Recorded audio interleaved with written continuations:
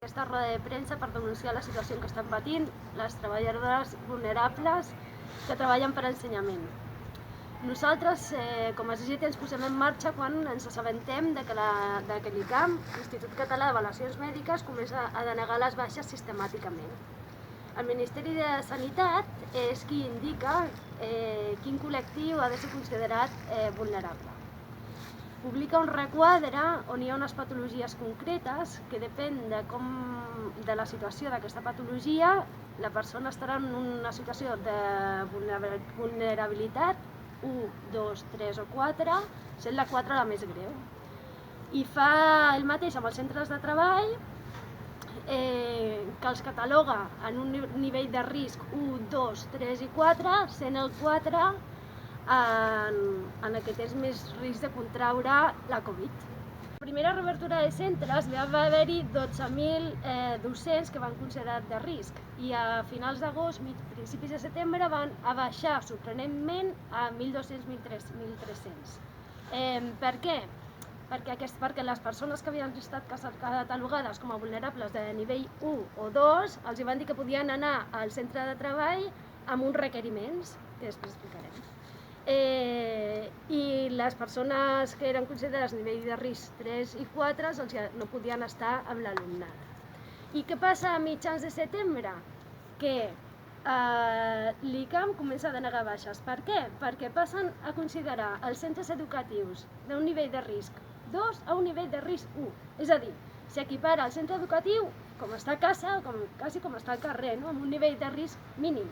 Que això no encaixa amb la realitat, quan ja tenim gairebé 18.000 alumnats en positius, tot i sabent que no s'està fent tot el cribatge o totes les PCRs que són necessàries, i ens consta que ja tenim gairebé el 70% dels centres de secundària afectats amb casos positius.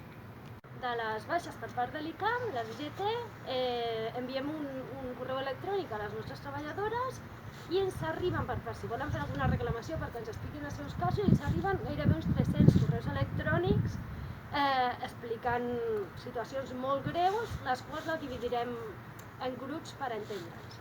Està tot aquest primer col·lectiu que li és denegada la baixa per part de l'Institut d'Avaluacions Mèdiques, a més amb unes irregularitats en la comunicació perquè s'enteren per les direccions o s'enteren per la seva doctora o el seu doctor de capçalera o amb un mail.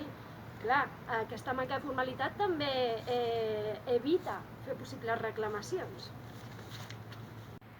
Ens trobem també amb un grau col·lectiu de persones que va ser catalogada amb la vulnerabilitat 1 o 2 quan el seu metge o metgessa de capçalera diu que la seva patologia està en una vulnerabilitat 3 o 4.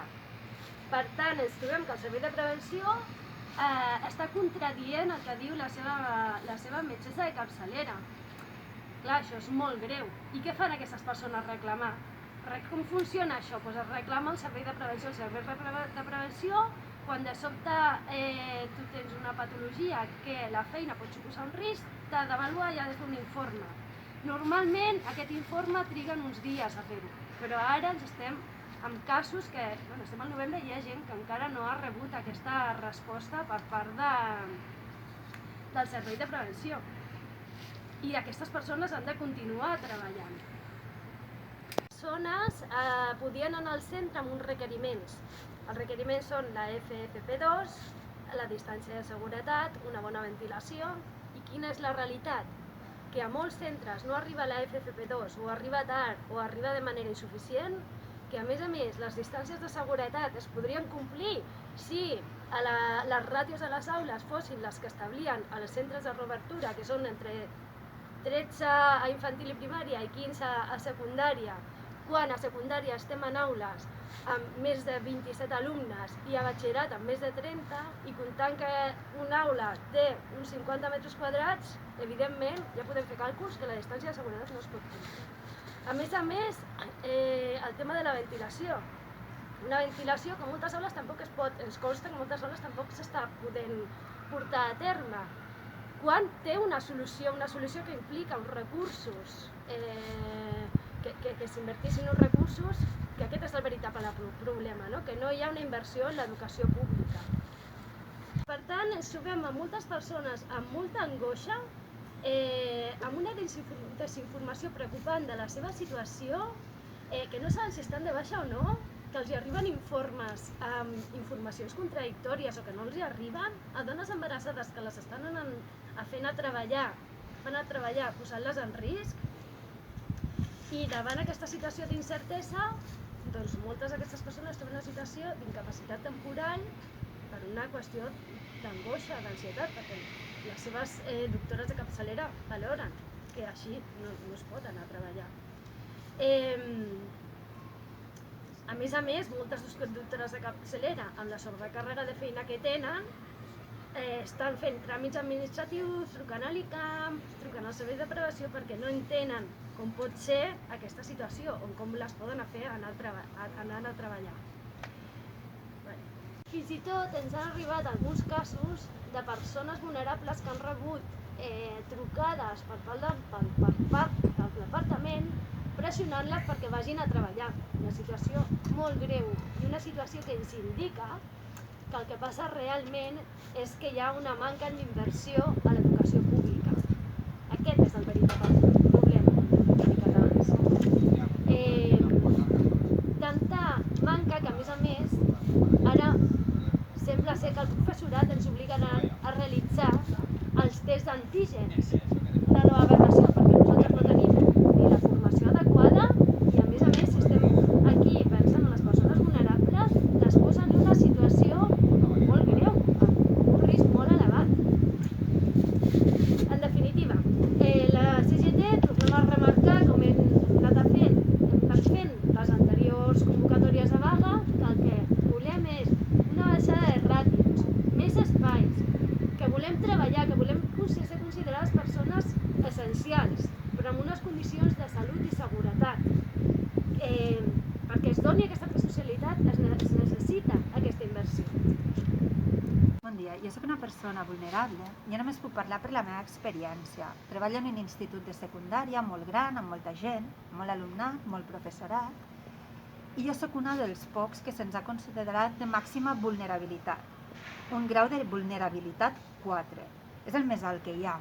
Això vol dir que som especialment sensibles a la Covid, que està demostrat, o com a mínim està estipulat, posat en paper, que si agafem el Covid tenim probabilitats de que la cosa evolucioni bastant malament. Llavors, això no només ho han dit els meus metges de capçalera ni especialistes, sinó que ho ha dit la mútua privada contractada per la Generalitat, i ho tinc firmat amb data de 10 de setembre, on es diu que com que el meu lloc de treball a l'institut implica un nivell de risc 2, que pot ser que en algun moment estigui en contacte amb algú simptomàtic, hi ha la possibilitat, jo no puc estar presencialment fent classe a l'alumnat. Inclús em puc considerar afortunada perquè jo sí que vaig rebre un document signat en què s'acredita el meu grau de vulnerabilitat, i també el nivell de risc del meu centre de treball. Però molta gent no tenia aquest document. Llavors, jo que sóc afortunada per tenir-lo, la meva situació actual és que estic a l'espera de que algú em digui què serà de mi i la meva feina, que pel que sé de les companyes que estan en la mateixa situació se'ls hi ha denegat. I el grau d'angoixa que això genera en una persona que s'ha format, que vol treballar i que a sobre té problemes de salut, si no, no estaríem així, doncs és enorme. Las personas vulnerables, especialmente sensibles, llevamos más de 3 meses esperando una solución para esta situación, una solución, y que todo este proceso nos está generando un nivel de ansiedad muy grande, que en el caso de, por ejemplo, la gente que tiene afectaciones del sistema inmune, le está generando agravamiento de la patología, dicho incluso por nuestros especialistas. Entonces, lo que nosotros queremos es una solución, o al menos que se pongan en contacto con nosotros y nos diga qué podemos hacer. Porque por un lado, tal como ha dicho la compañera, están rechazando las incapacidades temporales por medio de la ICAM, que en muchos casos ni nos lo están informando para que no podamos actuar ni por vía judicial, pero es que por otro lado el Servei de Prevención de Riscos Laborals es que no nos está respondiendo ni a los mensajes, o sea, ni a los mails. No nos informan qué podemos hacer. Entonces esta situación es una situación de totalmente indefensos. Estamos indefensos contra todo lo que está ocurriendo.